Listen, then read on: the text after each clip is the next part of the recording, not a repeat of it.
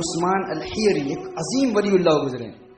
ان کے ایک مرید تھے، اسماء الرجال میں ان کا نام ہوتا ہے. بہت کامل عالم دین بھی ہیں اور علم حدیث کے ماہر بھی. وہ اپنے شیخ کی بارگاہ میں موجود ہیں تو مرشد نے حکم ارشاد فرمایا کہ ہم ایک اسلامی پروجیکٹ کے لیے ہمیں رقم چاہیے، آپ سب مریدین اپنی اپنی رقم پیش کریں.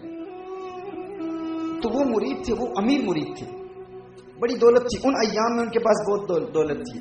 تو وہ ایک تھیلی سونے کی بھر کر اپنے پیر کی بارگاہ میں پیش کرتے ہیں، مرشد کی بارگاہ میں پیش کرتے ہیں کہ یہ نذرانہ ہے اس دین کے کام کے لیے، آپ قبول فرمائیں.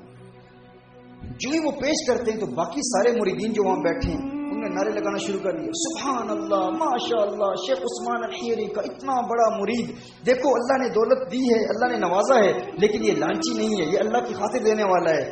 اس کے نام کے نعرے لگنا شروع ہو گئے، سبحان اللہ، ماشاء اللہ، کتنا کامل ولی ہے، کتنا کامل مرید ہے کہ اپنے شیخ کے حکم پر اپنی ساری دولت شیخ کی بارگاہ میں پیش کریں. وہ وہاں بیٹھے ہوئے ہیں، سوچ میں پڑ گئے. تھوڑی دیر کے بعد شیخ کی بارگاہ میں حاضر ہوتے ہیں، شیخ میں نے آپ کو نہیں دینا، میری تھیلی واپس کر دیں، مجھے دنیا کے کسی معاملے میں استعمال کرنی. مرشد سے کہتے ہیں، مرشد نے کہا ٹھیک ہے لے جاؤ. جو ہی مرشد کو واپس دی وہ تھیلی، مرشد نے اس مرید کو واپس دے دی. وہ تھیلی اٹھا کے وہاں سے نکلتے ہیں تو وہی مرید جو سبحان اللہ ماشاء اللہ کہہ رہے تھے وہ کہہ رہے کیسا لعنتی شخص ہے، کس طرح ملعون شخص ہے، تھوک کے چاٹ رہا ہے، تھوک کو کہہ کر کے اپنی کہہ کو چاٹ رہا ہے، تحفہ دے کے واپس دے رہا ہے. اسے مرشد کی بارگاہ میں بھی شرم نہیں آئی، اپنے مرشد کی توہین کر، مرشد کی بارگاہ میں تحفہ دیا، مرشد کی عظمت کا خیال تو کرتا کہ مرشد کو دے کر واپس لے رہا ہے. وہ سارے لعنت کر رہے ہیں، لعن تان کر رہے ہیں. یہ تھیلی لے کر واپس اپنے گھر چلے جاتے ہیں.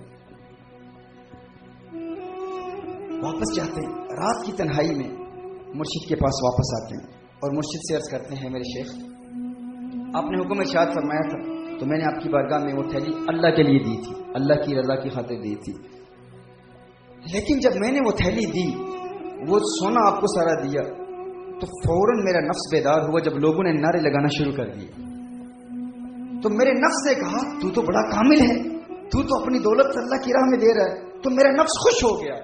تو میں نے اپنے نفس کو خوش کرنے کے لیے وہ رقم نہیں دی تھی، میں نے تو اللہ کی رضا کے لیے دی تھی.